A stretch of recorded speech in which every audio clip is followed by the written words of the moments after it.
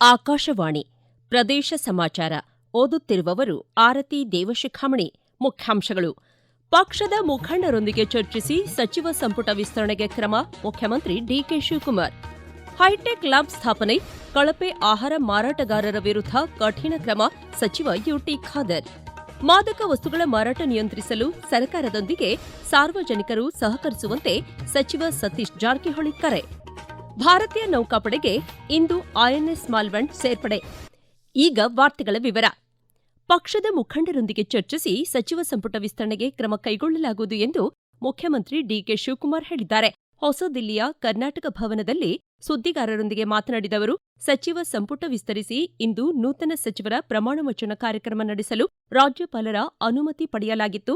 ಆದರೆ ನಿಗದಿಯಾಗಿದ್ದ ಸಭೆ ಕಾರಣಾಂತರಗಳಿಂದ ನಡೆಯಲಿಲ್ಲ ಎಂದರು. ಬಾಕಿ ಇರುವ ಎಲ್ಲ 20 ಸ್ಥಾನಗಳನ್ನು ಪಕ್ಷದ ನಾಯಕರೊಂದಿಗೆ ಚರ್ಚಿಸಿ ಭರಿಸಲಾಗುವುದು. ಯುವಕರಿಗೆ ಅವಕಾಶ ನೀಡಬೇಕು ಎಂಬುದು ತಮ್ಮ ಬಯಕೆಯಾಗಿದ್ದು, ಮುಖಂಡರು ನೀಡುವ ಮಾರ್ಗದರ್ಶನದಂತೆ ತೀರ್ಮಾನ ಕೈಗೊಳ್ಳಲಾಗುವುದು ಎಂದು ತಿಳಿಸಿದರು. ರಸ್ತೆ ಅಪಘಾತಕ್ಕೆ ಒಳಗಾದವರಿಗೆ ಮೊದಲ 7 ದಿನಗಳವರೆಗೆ 2.5 ಲಕ್ಷದವರೆಗೆ ಉಚಿತ ಚಿಕಿತ್ಸೆ ನೀಡುವ ಯೋಜನೆಯನ್ನು ಜಾರಿಗೊಳಿಸುವ ಚಿಂತನೆ ಇದೆ ಎಂದು ಆರೋಗ್ಯ ಮತ್ತು ಕುಟುಂಬ ಕಲ್ಯಾಣ ಖಾತೆ ಸಚಿವ ಯುಟಿ ಖಾದರ್ ಹೇಳಿದ್ದಾರೆ. ಕುಮಟಾದ ಸಾರ್ವಜನಿಕ ಆಸ್ಪತ್ರೆಯಲ್ಲಿ ಟ್ರಾಮಾಕೇರ್ ಸೆಂಟರ್ ಉದ್ಘಾಟಿಸಿ ಮಾತನಾಡಿದ ಅವರು, ಅಪಘಾತ ಮತ್ತು ತುರ್ತು ಸಂದರ್ಭದಲ್ಲಿ ಕರೆ ಮಾಡಿದ 15 ನಿಮಿಷಗಳ ಒಳಗೆ ಆಂಬ್ಯುಲೆನ್ಸ್ ಸ್ಥಳಕ್ಕೆ ತಲುಪದಿದ್ದರೆ ಸಂಬಂಧಪಟ್ಟ ಆಂಬ್ಯುಲೆನ್ಸ್ ನಿರ್ವಹಣಾ ಸಂಸ್ಥೆಗೆ 3,000ದಿಂದ 5,000ದವರೆಗೆ ದಂಡ ವಿಧಿಸುವ ಕಾಯ್ದೆ ಜಾರಿಗೆ ತರಲಾಗುವುದು. ಅನಾರೋಗ್ಯ ತರುವ ಜಂಕ್ ಫುಡ್ ತಡೆಯಲು ಫುಡ್ ಸೇಫ್ಟಿ ಆಕ್ಟ್ ಅಡಿಯಲ್ಲಿ ಕಠಿಣ ನಿಯಮ ರೂಪಿಸಲಾಗುವುದು. ರಾಷ್ಟ್ರೀಯ ಮಟ್ಟದ ಫುಡ್ ಟೆಸ್ಟಿಂಗ್ ಲ್ಯಾಬ್, ಆಹಾರ ಪದಾರ್ಥಗಳ ಗುಣಮಟ್ಟ ಪರೀಕ್ಷಿಸಲು ಹೈಟೆಕ್ ಲ್ಯಾಬ್ ಸ್ಥಾಪಿಸಿ ಕಲಬೆರಕೆ ಅಥವಾ ಕಳಪೆ ಆಹಾರ ಮಾರಾಟ ಮಾಡುವ ಕಂಪನಿಗಳ ಮೇಲೆ ಕಠಿಣ ಕಾನೂನು ಕ್ರಮ ಕೈಗೊಳ್ಳಲಾಗುವುದು ಎಂದರು. ರಾಜ್ಯದ ಎಲ್ಲ ತಾಲೂಕು ಆಸ್ಪತ್ರೆಯ ಖಾಲಿ ಇರುವ ವೈದ್ಯರು, ನರ್ಸ್ ಮತ್ತು ಲ್ಯಾಬ್ ಟೆಕ್ನಿಷಿಯನ್ ಹುದ್ದೆಗಳನ್ನು ಗುತ್ತಿಗೆ ಹಾಗೂ ಖಾಯಂ ಆಧಾರದ ಮೇಲೆ ಭರ್ತಿ ಮಾಡಲು ಸೂಚನೆ ನೀಡಲಾಗಿದೆ ಎಂದು ತಿಳಿಸಿದರು. ಯುವ ಜನತೆ ಮಾದಕ ವಸ್ತುಗಳಿಂದ ದೂರವಿದ್ದು ಆರೋಗ್ಯಕರ ಜೀವನವನ್ನು ನಡೆಸುವ ಮೂಲಕ ಕುಟುಂಬ ಮತ್ತು ದೇಶದ ರಕ್ಷಣೆಗೆ ಮುಂದಾಗಬೇಕು ಎಂದು ಬೆಳಗಾವಿ ಜಿಲ್ಲಾ ಉಸ್ತುವಾರಿ ಸಚಿವ ಸತೀಶ್ ಜಾರಕಿಹೊಳಿ ಹೇಳಿದ್ದಾರೆ. ಬೆಳಗಾವಿಯ ಸಂಗೊಳ್ಳಿ ರಾಯಣ್ಣ ಪ್ರಥಮ ದರ್ಜೆ ಪದವಿ ಕಾಲೇಜಿನಲ್ಲಿ ಆಯೋಜಿಸಲಾಗಿದ್ದ ಮಾದಕ ವಸ್ತುಗಳ ದುಷ್ಪರಿಣಾಮಗಳ ಕುರಿತ ಜಾಗೃತಿ ಮೂಡಿಸುವ ಕಾರ್ಯಕ್ರಮ ಉದ್ಘಾಟಿಸಿ ಅವರು ಮಾತನಾಡಿದರು. ಯುವ ಜನತೆ ಕ್ಷಣಿಕ ಆಕರ್ಷಣೆಗೆ ಒಳಗಾಗದೆ ತಮ್ಮ ಗುರಿಗಳತ್ತ ಗಮನ ಹರಿಸಬೇಕು. ಸಮಾಜದಿಂದ ಮಾದಕ ವಸ್ತುಗಳ ಪಿಡುಗನ್ನು ನಿರ್ಮೂಲನೆ ಮಾಡಲು ಪೊಲೀಸ್ ಇಲಾಖೆ, ಶಿಕ್ಷಣ ಸಂಸ್ಥೆಗಳು, ಪೋಷಕರು ಹಾಗೂ ಸಾರ್ವಜನಿಕರು ಒಗ್ಗಟ್ಟಿನಿಂದ ಕಾರ್ಯನಿರ್ವಹಿಸಲು ಕರೆ ನೀಡಿದರು. ಭಾರತೀಯ ನೌಕಾಪಡೆಯ ಅತ್ಯಾಧುನಿಕ ಮಾಹೆ ವರ್ಗದ 2ನೇ anti submarine warfare shallow water craft ಯುದ್ಧನೌಕೆ ಐಎನ್ಎಸ್ ಮಾಲ್ವಂಡ್ ಇಂದು ಉತ್ತರ ಕನ್ನಡ ಜಿಲ್ಲೆ ಕಾರವಾರದ ಐಎನ್ಎಸ್ ಕದಂಬ ನೌಕಾನೆಲೆಯಲ್ಲಿ ಬೆಳಗ್ಗೆ 9:30ಕ್ಕೆ ನಡೆಯಲಿರುವ ಕಾರ್ಯಕ್ರಮದಲ್ಲಿ ಭಾರತೀಯ ನೌಕಾಪಡೆಗೆ ಸೇರ್ಪಡೆಯಾಗಲಿದೆ. ಈ ಸಮಾರಂಭದ ಅಧ್ಯಕ್ಷತೆಯನ್ನು ಭಾರತೀಯ ವಾಯುಪಡೆಯ ಮುಖ್ಯಸ್ಥ air chief marshal AP Singh ವಹಿಸಲಿದ್ದಾರೆ. ಪಶ್ಚಿಮ ನೌಕಾ ಕಮಾಂಡ್ನ flag officer commanding in chief vice admiral Sanjay Vatsayan ಉಪಸ್ಥಿತರಿರುವರು. ಈ ಸಂದರ್ಭ ಭಾರತೀಯ ನೌಕಾಪಡೆಯ ಹಿರಿಯ ಅಧಿಕಾರಿಗಳು, ರಕ್ಷಣಾ ಸಚಿವಾಲಯದ ಪ್ರತಿನಿಧಿಗಳು ಹಾಗೂ ಕೈಗಾರಿಕಾ ಕ್ಷೇತ್ರದ ಪ್ರಮುಖರು ಭಾಗವಹಿಸಲಿದ್ದಾರೆ. ಕೊಚ್ಚಿನ್ ಶಿಪ್ಯಾರ್ಡ್ ಲಿಮಿಟೆಡ್ ನಿರ್ಮಿಸಿರುವ ಈ ಯುದ್ಧನೌಕೆ ಆತ್ಮನಿರ್ಭರ್ ಭಾರತ ಅಭಿಯಾನದಡಿ ದೇಶೀಯವಾಗಿ ಅಭಿವೃದ್ಧಿಪಡಿಸಲಾದ ಪ್ರಮುಖ ರಕ್ಷಣಾ ಸಾಧನವಾಗಿದೆ. ನೌಕೆಯ ನಿರ್ಮಾಣದಲ್ಲಿ 80ಕ್ಕೂ ಅಧಿಕ ದೇಶೀಯ ತಂತ್ರಜ್ಞಾನ ಹಾಗೂ ಉಪಕರಣಗಳನ್ನು ಬಳಸಲಾಗಿದ್ದು, ಹಲವು ಭಾರತೀಯ ರಕ್ಷಣಾ ಸಂಸ್ಥೆಗಳು ಹಾಗೂ ಸೂಕ್ಷ್ಮ, ಸಣ್ಣ ಮತ್ತು ಮಧ್ಯಮ ಕೈಗಾರಿಕೆಗಳ ಸಹಯೋಗದಲ್ಲಿ ಇದನ್ನು ಅಭಿವೃದ್ಧಿಪಡಿಸಲಾಗಿದೆ. ರಾಜ್ಯಾದ್ಯಂತ ಎಸ್ಐಆರ್ ಪ್ರಕ್ರಿಯೆ ಭರದಿಂದ ಸಾಗಿದೆ. ದಕ್ಷಿಣ ಕನ್ನಡ ಜಿಲ್ಲೆಯಲ್ಲಿ ವಿಶೇಷ ಸಮಗ್ರ ಪರಿಷ್ಕರಣೆ ಪ್ರಗತಿಯಲ್ಲಿದ್ದು, ಜಿಲ್ಲೆಯಲ್ಲಿ ಒಟ್ಟು 18,03,766 ಅರ್ಜಿಗಳನ್ನು ಹಂಚಿಕೆ ಮಾಡಲಾಗಿದೆ. ಈ ಪೈಕಿ 11,94,286 ಅರ್ಜಿಗಳನ್ನು ಡಿಜಿಟಲೀಕರಣ ಮಾಡಲಾಗಿದೆ ಎಂದು ಜಿಲ್ಲಾ ಚುನಾವಣಾ ಅಧಿಕಾರಿಯೂ ಆಗಿರುವ ಜಿಲ್ಲಾಧಿಕಾರಿ ದರ್ಶನ್ ಎಚ್ವಿ ತಿಳಿಸಿದ್ದಾರೆ.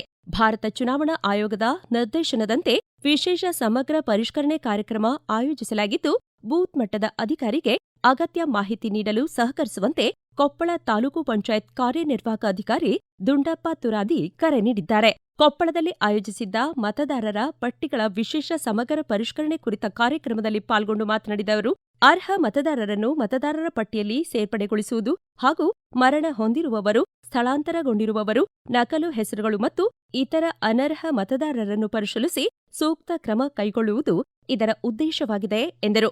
ಮತದಾರರ ಪಟ್ಟಿ ವಿಶೇಷ ಪರಿಷ್ಕರಣೆ ಪ್ರಕ್ರಿಯೆ ಚಿಕ್ಕಬಳ್ಳಾಪುರ ಜಿಲ್ಲೆಯಲ್ಲಿ ಉತ್ತಮ ರೀತಿಯಲ್ಲಿ ಪ್ರಗತಿಯಲ್ಲಿದ್ದು, ಜಿಲ್ಲೆಯ 5 ವಿಧಾನಸಭಾ ಕ್ಷೇತ್ರಗಳ ವ್ಯಾಪ್ತಿಯಲ್ಲಿ 8,80,309 ಗಣತಿ ನಮೂನೆಗಳನ್ನು ಗಣಕೀಕರಣಗೊಳಿಸಲಾಗಿದ್ದು, ಶೇಕಡಾ 82.31ರಷ್ಟು ಪ್ರಗತಿ ಸಾಧಿಸಲಾಗಿದೆ ಎಂದು ಜಿಲ್ಲಾಧಿಕಾರಿಗಳ ಕಚೇರಿ ಪ್ರಕಟಣೆ ತಿಳಿಸಿದೆ. ಈಗ ಪ್ರಕಟಣೆ, ನಂತರ ಪ್ರದೇಶ ಸಮಾಚಾರ ಮುಂದುವರಿಯುವುದು. ನಮ್ಮ ಎಲ್ಲಾ ರಾಷ್ಟ್ರೀಯ ವಾರ್ತೆಗಳು ಹಾಗೂ ಪ್ರದೇಶ ಸಮಾಚಾರ ಈಗ ಆಕಾಶವಾಣಿ ನ್ಯೂಸ್ ಕನ್ನಡ ಯೂಟ್ಯೂಬ್ ಚಾನೆಲ್ನಲ್ಲಿ ಲಭ್ಯ. ನಮ್ಮ ಎಕ್ಸ್ ಖಾತೆ ಮತ್ತು ಇನ್ಸ್ಟಾಗ್ರಾಂ ಖಾತೆ ಆಕಾಶವಾಣಿ ನ್ಯೂಸ್ ಕನ್ನಡ. ಹೆಚ್ಚಿನ ಮಾಹಿತಿಗಾಗಿ ನಮ್ಮ ಫೇಸ್ಬುಕ್ ಖಾತೆ AIR ಕನ್ನಡ ನ್ಯೂಸ್ ಅನುಸರಿಸಿ. ಮಾಹಿತಿಯ ಹೂರಣ ವಾರದ ಕಾರ್ಯಕ್ರಮ ಪ್ರಚಲಿತ ವಿದ್ಯಮಾನ ಪ್ರತಿ ಬುಧವಾರ 9:15ಕ್ಕೆ. ಪ್ರದೇಶ ಸಮಾಚಾರ ಕೇಳುತ್ತಿದ್ದೀರಿ. ಖೇಲೋ ಇಂಡಿಯಾ ಫಿಟ್ ಇಂಡಿಯಾ ಧ್ಯೇಯದಡಿ ಗ್ರಾಮೀಣ ಸೊಗಡಿನ ಮಲ್ಲಕಂಬ ಕ್ರೀಡೆಗೆ ರಾಜ್ಯಮಟ್ಟದ ಮಲ್ಲಕಂಬ ಕ್ರೀಡಾಕೂಟಗಳ ಮೂಲಕ ಹಾಗೂ ಖೇಲೋ ಇಂಡಿಯಾ ಯೂನಿವರ್ಸಿಟಿ ಗೇಮ್ಸ್ ಮೂಲಕ ಪ್ರೋತ್ಸಾಹಿಸಲಾಗುತ್ತಿದೆ. ಮೈಸೂರು ದಸರಾ, ಏಷ್ಯನ್ ಕ್ರೀಡಾಕೂಟ ಹಾಗೂ ಒಲಿಂಪಿಕ್ಸ್ನಲ್ಲಿ ಸಹ ಮಲ್ಲಕಂಬ ಕ್ರೀಡೆಗೆ ಮನ್ನಣೆ ದೊರಕಿಸುವ ಪ್ರಯತ್ನ ಮುಂದುವರೆದಿದೆ. ಖೇಲೋ ಇಂಡಿಯಾ ಬೀಚ್ ಮಲ್ಲಕಂಬ ಕ್ರೀಡಾಕೂಟದ ಕರ್ನಾಟಕ ತಂಡದ ತರಬೇತುದಾರ ಧಾರವಾಡ ಜಿಲ್ಲೆ ಹರ್ಲಾಪುರದ ಮೈಲಾರಿ ಸೂರಣಗಿ ಪ್ರದೇಶ ಸಮಾಚಾರಕ್ಕಾಗಿ ತಮ್ಮ ಅನಿಸಿಕೆ ಹಂಚಿಕೊಂಡಿದ್ದಾರೆ. ರಾಜ್ಯ ಸರ್ಕಾರವೂ ಸಹ ನಮ್ಮ ಮಲ್ಲಕಂಬ ಅತ್ಯುತ್ತಮವಾಗಿ ಸಹಕಾರ ನೀಡುತ್ತಿದೆ. ಕೇಂದ್ರ ಸರ್ಕಾರವೂ ಸಹ ಸಹಕಾರ ನೀಡುತ್ತಿದೆ. ಖೇಲೋ ಇಂಡಿಯಾ ಆಗಲಿ, ನ್ಯಾಷನಲ್ ಗೇಮ್ಸ್ ಆಗಲಿ, SGFI ಆಗಲಿ, ಮತ್ತೆ ವರ್ಲ್ಡ್ ಕಪ್ ಸಹ ನಡೆಸ್ತಾ ಇದ್ದಾರೆ. ಇದು ಇನ್ನೂ ಉತ್ತಮವಾಗಿ ಬೆಳವಣಿಗೆ ಹೊಂದಬೇಕು. ಈಗ 2ನೇ ವರ್ಷ ಇದು SGFI ಸೇರ್ಕೊಂಡಾಗಿದೆ. ಈ ಮುಂಬರುವ ದಿನಗಳಲ್ಲಿ ದಸರಾ ಕ್ರೀಡಾಕೂಟಗಳಲ್ಲಿ ಸಹ ಇದನ್ನ ಸೇರ್ಪಡೆ ಮಾಡಬೇಕಾಗಿ ತಮ್ಮಲ್ಲಿ ವಿನಂತಿಸಿಕೊಳ್ತೀನಿ. ರಾಷ್ಟ್ರ ಮಟ್ಟಕ್ಕೆ ಹೋಗುವಾಗ ಎಲ್ಲ ಕ್ರೀಡೆಗೂ ಹೇಗೆ ಸವಲತ್ತುಗಳನ್ನು ನೀಡುತ್ತೀರಾ, ಅದೇ ತರಹ ನಮ್ಮ ಮಲ್ಲಕಂಬಕ್ಕೂ ಸಹ ನೀವು ನೀಡಬೇಕಾಗಿ ತಮ್ಮಲ್ಲಿ ಕೇಳಿಕೊಳ್ತೇನೆ. ಈ ಧಾರವಾಡ ಜಿಲ್ಲಾ ರಾಜ್ಯ ಮಟ್ಟದ ಕ್ರೀಡೋತ್ಸವದಲ್ಲಿ ಧಾರವಾಡ ಜಿಲ್ಲೆಯು ಅತ್ಯುತ್ತಮವಾಗಿ ನಡೆಸಿಕೊಟ್ಟಿದೆ. ಸರ್ಕಾರವು ಏನು ಅನುದಾನ ಬಿಡುಗಡೆ ಮಾಡಿದೆ ಮಲ್ಲಕುಂಭೋತ್ಸವವನ್ನು ಮಾಡೋಕೆ, ಅದನ್ನು ಸಂಪೂರ್ಣವಾಗಿ ಅನ್ವಯಿಸಿದ್ದಾರೆ ಅಂತ ನಾನು ಹೇಳಲು ಇಚ್ಛೆ ಪಡುತ್ತೇನೆ. ಯುವ ಜನರ ವೈಯಕ್ತಿಕ ಪ್ರಗತಿ ಹಾಗೂ ರಾಷ್ಟ್ರ ನಿರ್ಮಾಣದ ಚಟುವಟಿಕೆಗಳಲ್ಲಿ ಯುವ ಶಕ್ತಿಯನ್ನು ಸಕ್ರಿಯವಾಗಿ ತೊಡಗಿಸಿಕೊಳ್ಳಲು ಮೈ ಭಾರತ್ ವೇದಿಕೆ ಅತ್ಯುತ್ತಮ ಅವಕಾಶ ಒದಗಿಸಲಿದೆ ಎಂದು ಉಪ ವಿಭಾಗಾಧಿಕಾರಿ ಡಾ KJ ಕಾಂತರಾಜ್ ಹೇಳಿದ್ದಾರೆ. ಚಿತ್ರದುರ್ಗದ ಜಿಲ್ಲಾಧಿಕಾರಿಗಳ ಕಚೇರಿಯಲ್ಲಿ ನಡೆದ ಕೇಂದ್ರ ಯುವ ವ್ಯವಹಾರಗಳು ಮತ್ತು ಕ್ರೀಡಾ ಸಚಿವಾಲಯದ ಮೈ ಭಾರತ್ ಯೋಜನೆಯ ಜಿಲ್ಲಾ ಸಲಹಾ ಸಮಿತಿ ಸಭೆಯ ಅಧ್ಯಕ್ಷತೆ ವಹಿಸಿ ಅವರು ಮಾತನಾಡಿದರು. ಭಾರತ ಸರ್ಕಾರದ ಯುವಜನ ಸೇವಾ ಮತ್ತು ಕ್ರೀಡಾ ಇಲಾಖೆ ಅಧೀನದಲ್ಲಿರುವ ಮೈ ಭಾರತ್ನಲ್ಲಿ ದಕ್ಷಿಣ ಕನ್ನಡ ಜಿಲ್ಲೆಯಲ್ಲಿ ಇದುವರೆಗೆ 42,778 ಮಂದಿ ಹಾಗೂ 156 ಯೂತ್ ಕ್ಲಬ್ಗಳು ನೋಂದಣಿಯಾಗಿವೆ. ಮೈ ಭಾರತ್ನಲ್ಲಿ ವಿದ್ಯಾರ್ಥಿಗಳು ಮತ್ತು ಯುವಜನತೆಯ ನೋಂದಣಿಯನ್ನು ಹೆಚ್ಚಿಸಲು ಸಂಬಂಧಪಟ್ಟ ಅಧಿಕಾರಿಗಳು ಕ್ರಮ ವಹಿಸಬೇಕು ಎಂದು ದಕ್ಷಿಣ ಕನ್ನಡ ಜಿಲ್ಲಾಧಿಕಾರಿ ದರ್ಶನ್ HV ತಿಳಿಸಿದ್ದಾರೆ. ಯುವ ಸಬಲೀಕರಣ ರಾಷ್ಟ್ರದ ಪ್ರಗತಿ ಮತ್ತು ಸುಸ್ಥಿರ ಅಭಿವೃದ್ಧಿ ಅವಶ್ಯವಿದ್ದು ಎಲ್ಲ ಇಲಾಖೆಗಳು ಮೈ ಭಾರತ್ ಪೋರ್ಟಲ್ನಲ್ಲಿ ನೋಂದಾಯಿಸಿಕೊಳ್ಳಬೇಕಿದೆ ಎಂದು ಬೆಂಗಳೂರು ಗ್ರಾಮಾಂತರ ಜಿಲ್ಲಾ ಅಪರ ಜಿಲ್ಲಾಧಿಕಾರಿ ಸಯೀದಾ ಆಯಿಷಾ ತಿಳಿಸಿದ್ದಾರೆ. ಆಧುನೀಕರಣ, ಉದಾರೀಕರಣ, ಜಾಗತೀಕರಣಗಳ ಮಧ್ಯದಲ್ಲಿ ನಾವು ನಮ್ಮತನವನ್ನೇ ಮರೆಯುತ್ತಿದ್ದೇವೆ. ಇಂಥ ಸಂದರ್ಭದಲ್ಲಿ ನಮ್ಮ ಮೂಲ ಜನಪದ ಸಂಸ್ಕೃತಿ, ಸಂಪ್ರದಾಯಗಳು ಮಾಯವಾಗುತ್ತಿದ್ದು ಅವುಗಳನ್ನು ಉಳಿಸಿ ಬೆಳೆಸಿಕೊಂಡು ಮುಂದಿನ ಜನಾಂಗಕ್ಕೆ ಕೊಂಡೊಯ್ಯಬೇಕಾಗಿದೆ ಎಂದು ಕರ್ನಾಟಕ ವಿಶ್ವವಿದ್ಯಾಲಯದ ಜಾನಪದ ವಿಭಾಗದ ಅಧ್ಯಕ್ಷ ಡಾ VL ಪಾಟೀಲ್ ತಿಳಿಸಿದ್ದಾರೆ.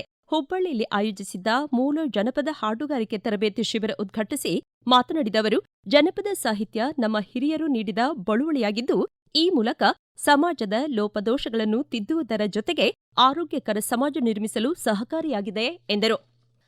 ಉಪಮುಖ್ಯಮಂತ್ರಿ ಡಾ G. ಪರಮೇಶ್ವರ್ ಇಂದು ಚಿಕ್ಕಬಳ್ಳಾಪುರ ಜಿಲ್ಲೆಗೆ ಭೇಟಿ ನೀಡಲಿದ್ದು, ಬೆಳಗ್ಗೆ 11 ಗಂಟೆಗೆ ಜಿಲ್ಲಾ ಪಂಚಾಯತ್ ಸಭಾಂಗಣದಲ್ಲಿ ಜಿಲ್ಲೆಯ ಬರ ಪರಿಸ್ಥಿತಿ ಹಾಗೂ ಕಂದಾಯ ಇಲಾಖೆಯ ಪ್ರಮುಖ ವಿಷಯಗಳಿಗೆ ಸಂಬಂಧಿಸಿದಂತೆ ಪರಿಶೀಲನಾ ಸಭೆ ನಡೆಸಲಿದ್ದಾರೆ. ಕೊನೆಯಲ್ಲಿ ಮತ್ತೊಮ್ಮೆ ಮುಖ್ಯಾಂಶಗಳು. ಪಕ್ಷದ ಮುಖಂಡರೊಂದಿಗೆ ಚರ್ಚಿಸಿ ಸಚಿವ ಸಂಪುಟ ವಿಸ್ತರಣೆಗೆ ಕ್ರಮ, ಮುಖ್ಯಮಂತ್ರಿ DK ಶಿವಕುಮಾರ್. ಹೈಟೆಕ್ ಕ್ಲಬ್ ಸ್ಥಾಪನೆ, ಕಳಪೆ ಆಹಾರ ಮಾರಾಟಗಾರರ ವಿರುದ್ಧ ಕಠಿಣ ಕ್ರಮ, ಸಚಿವ UT ಖಾದರ್. ಮಾದಕ ವಸ್ತುಗಳ ಮಾರಾಟ ನಿಯಂತ್ರಿಸಲು ಸರ್ಕಾರದೊಂದಿಗೆ ಸಾರ್ವಜನಿಕರು ಸಹಕರಿಸುವಂತೆ ಸಚಿವ ಸತೀಶ್ ಜಾರಕಿಹೊಳಿ ಕರೆ.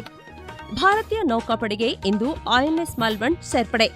ಇಲ್ಲಿಗೆ ಪ್ರದೇಶ ಸಮಾಚಾರ ಮುಕ್ತಾಯವಾಯಿತು. ನಮ್ಮ ಮುಂದಿನ ರಾಷ್ಟ್ರೀಯ ವಾರ್ತಾ ಪ್ರಸಾರ 7:35 ನಿಮಿಷಕ್ಕೆ.